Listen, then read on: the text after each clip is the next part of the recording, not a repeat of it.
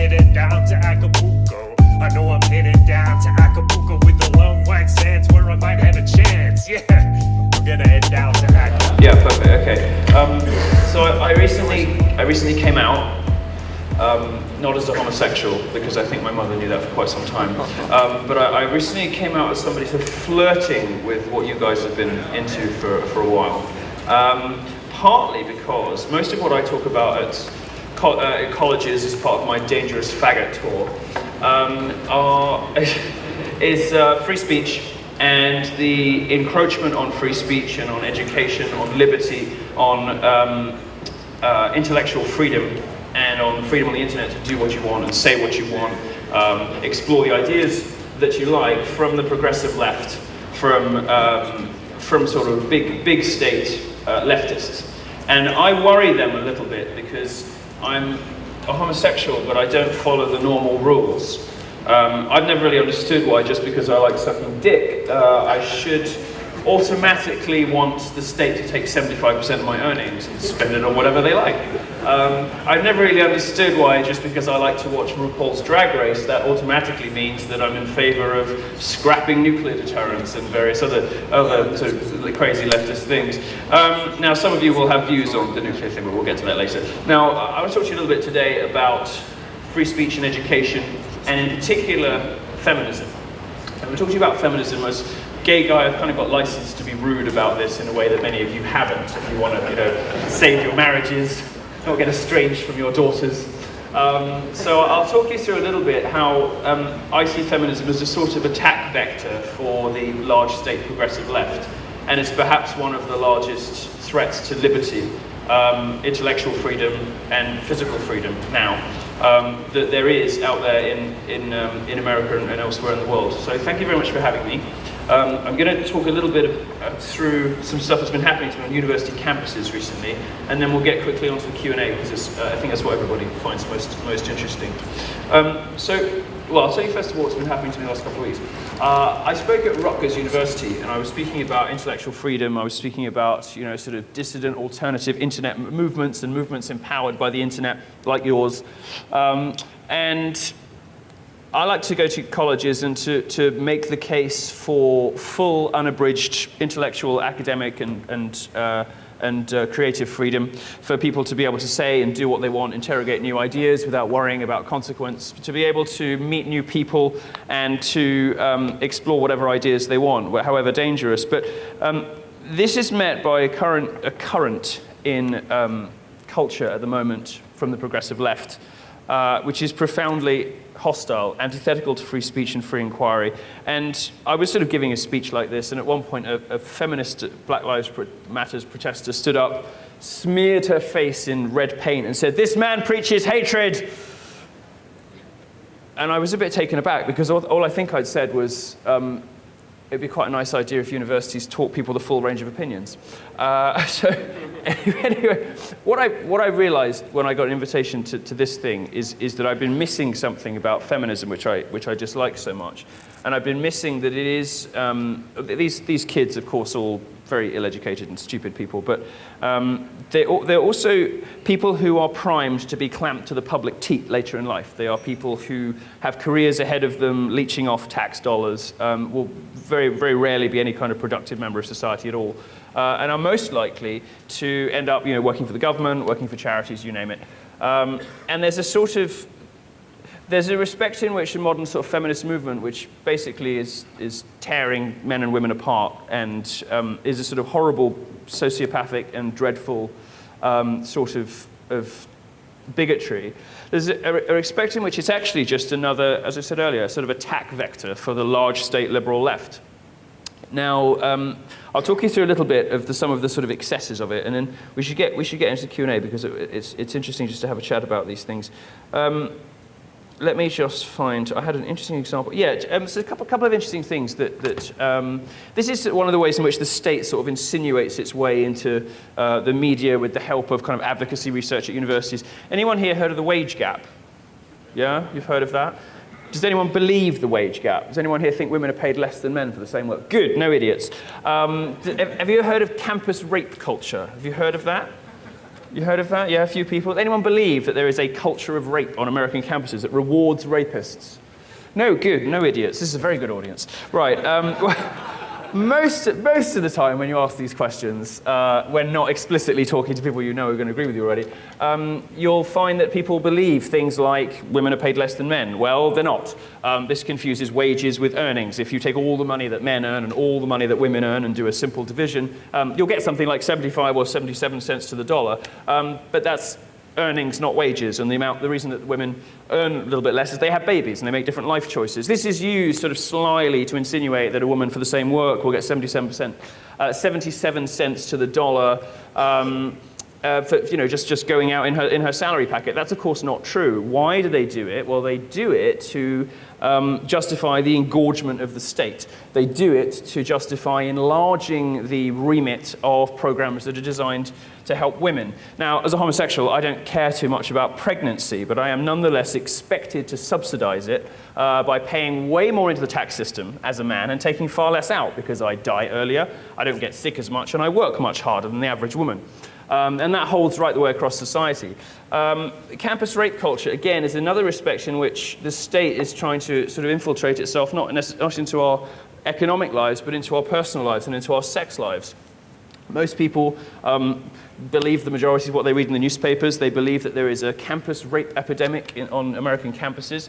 They think that women are 1 in every 4 women or 1 in every 5 women, depending on what bonkers activist Obama's been listening to that day. They believe that these women are at risk of being assaulted on campuses. Well, they're not. In order to believe that, you'd have to believe that American campuses, of course run by liberals, have higher rates of sexual assault than the Congo, where rape is used as a weapon of war. This stuff is nonsense. Why do they do it? Well, they do it to engorge the remit of services paid for by your taxes that are designed to make women feel good about themselves. Now, all of this so far has sounded slightly misogynistic, or at least has an air of it, but I don't think it does.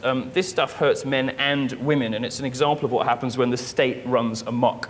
It's an example of what happens when the state breaks the bounds even of what is supposedly a relatively sensible, confined constitutional provision in the United States and starts injecting itself into people's personal, financial, and even spiritual lives. Now, haven't completely taken the plunge with you guys yet, but I'm being pushed in that direction by a variety of things that I'm researching at the moment to do with free speech and sexual politics and education on American campuses. It does seem to be the case that in all of these examples, the government doesn't just poison everything that it touches, but it makes messing up really, really expensive. I mean, it messes up really expensively in every way and in every matter that it touches. Now, one of the things that I'll talk to you briefly through a case that I found very chilling, an example of state overreach, presence of a state where it shouldn't exist, which I found quite shocking. Has anyone here heard of Gregory Allen Elliott, that case in Canada? Yeah. So some of you will know what this is. Gregory Allen Elliott is a guy in Canada. He's, nice guy, tweets a bit weirdly, bit of an eccentric, but he was put on a criminal trial in Canada for disagreeing with and mocking feminists on the internet. And it wasn't just a case of him, having his Twitter account suspended or unverified or whatever. He was actually taken in Canada to a criminal trial because he disagreed with and mocked feminists on the internet. And now this is part of the various different constituents, the various different steps on the way to him being in front of a judge, in front of the crown, as they call it in Canada, with his liberty at stake, with the state effectively saying, these are the sorts of speech that you are allowed to do, and these are the people you're allowed to disagree with, or we will incarcerate you. The steps that it took to get him there, I think, are quite instructive, and they show just how far the reaches of the state have gone in debate in the public square, which as a journalist is what I'm principally concerned with. So, first of all, he argues with the feminists on the internet, and then that feminist starts complaining to the abuse and harassment staff at social networks. And these people in the social networks themselves are progressive, big statists. And they're very closely connected with government, of course. You probably have seen in Germany, Facebook has agreed that Angela Merkel can effectively tell them what sorts of opinions are acceptable in Germany to post on social media. So, for instance, Germans are having some misgivings about 1.2 million Syrian immigrants coming into the country, and those sorts of opinions are branded hate speech and branded abuse on Facebook. So Facebook has said, yes, Frau Merkel, we will remove all of this stuff in 24 hours. Twitter's not very much better. So what happens with Gregory Alanelli is somebody makes a complaint, he starts getting stuff from Twitter. Then the feminists turn to their next friends, which are the police. The police in Canada were intimately involved in framing the case against this guy. This is not just a case of, the government being complicit or turning a blind eye or implementing law badly. There were police officers in Canada helping feminists to put the case together against somebody to incarcerate him for laughing at them on the internet. Now that's the state of liberty in Canada, and this is when free speech reaches which is so imperiled by the outgrowth of the progressive left and by the sort of grievance culture and feelings over facts mob, the social justice warriors and internet feminists, that people are actually threatened with custodial sentences for disagreeing with them on the internet. It's the most horrifying case. Now, fortunately, we did a live stream for this guy, and I think we raised about £50,000 for him to help to put some of his life back together. But it's cost him about £100,000 in legal fees. He was banned from using the internet for, I think, years. I think it was 2 years.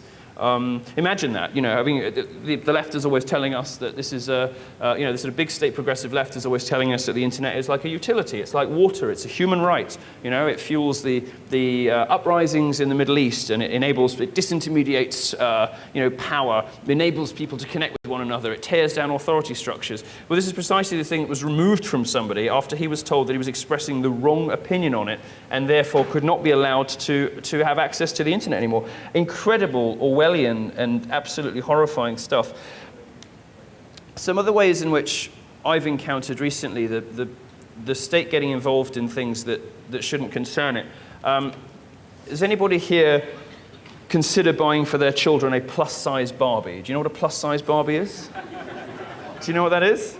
This is the latest invention of the progressive left, the plus-size Barbie. Now, this is an outgrowth of the fat acceptance movement, and it is designed to combat negative body image among young girls. It's this most appalling injection of politics into what ought to be a sort of innocent child's toy.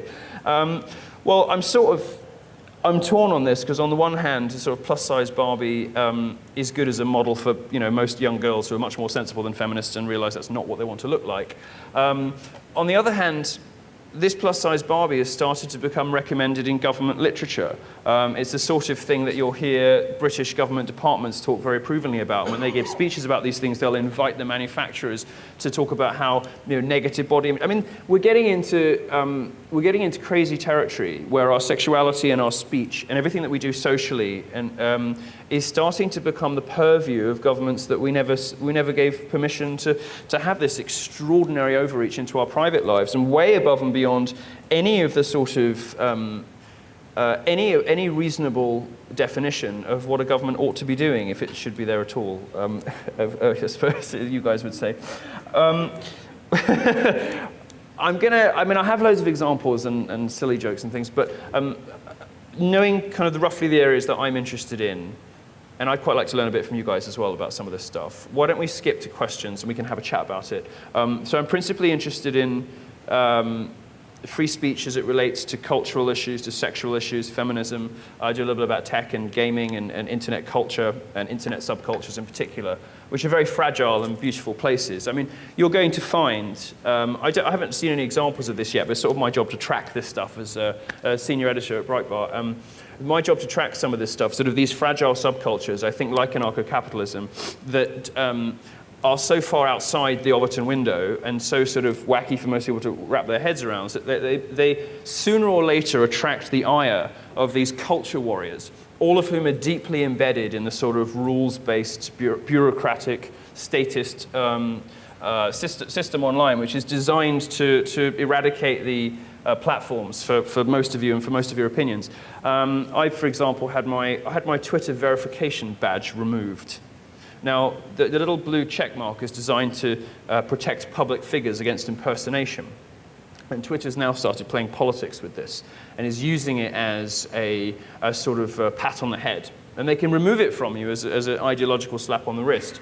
And these sort of moves are always in line with establishment and the sort of government administration priorities, whether it falls down on the sort of nonsense, spurious, ridiculous abuse and harassment stuff that many of you are going to come up against making your arguments robustly on the internet. Your ridicule and criticism, which are an essential part of dialogue, are going to come up against accusations of this sort of stuff. You're going to find your Twitter accounts taken away in the next few years. You're going to find your speech limited on Facebook. These are some of the things that I know a little bit about. So if there's anything you'd like to know or any questions you have, or if you want to tease me further off the precipice into this world of yours, which I'm very fascinated by and very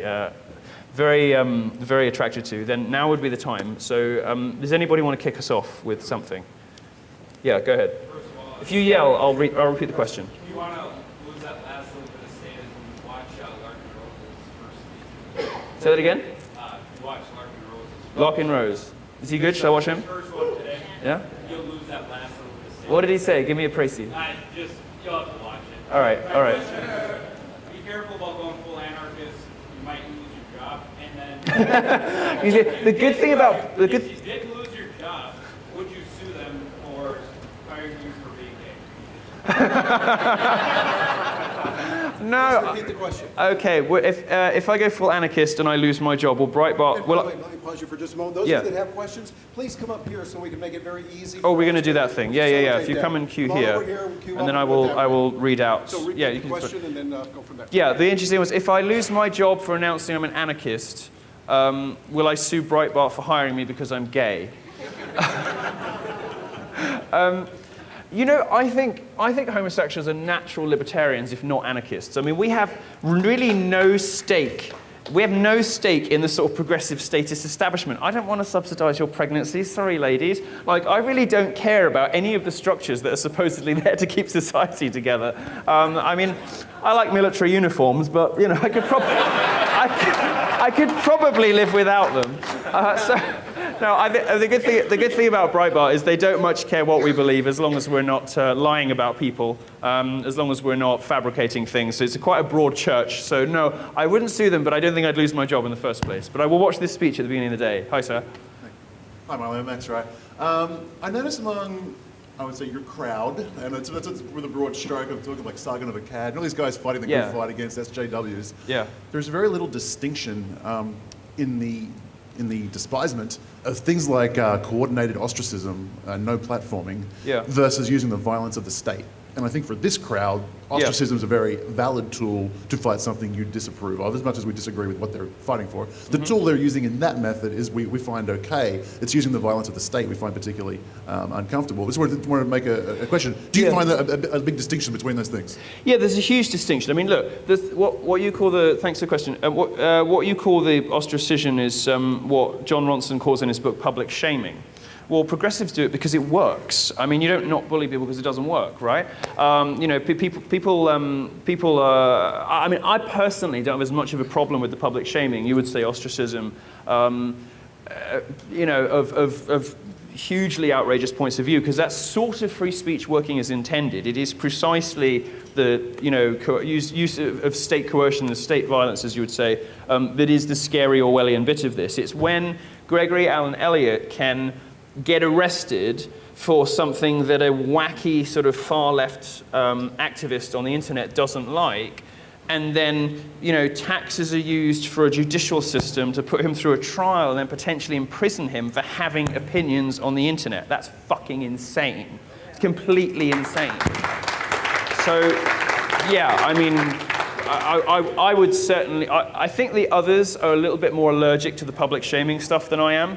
I mean, as a journalist, I kind of think that's built into our job a little bit. It's precisely what we're supposed to do, is expose hypocrisy and hold it up for a censure and ridicule. So I think it would be slightly hypocritical of me to be sort of totally anti-public shaming and totally anti-ostracism. That's sort of what we do for a living, although we obviously try to do it with integrity and do it with and pick the right targets. But yeah, the state coercion thing, horrifying. Excellent. We have 5 minutes left. Fine, sure.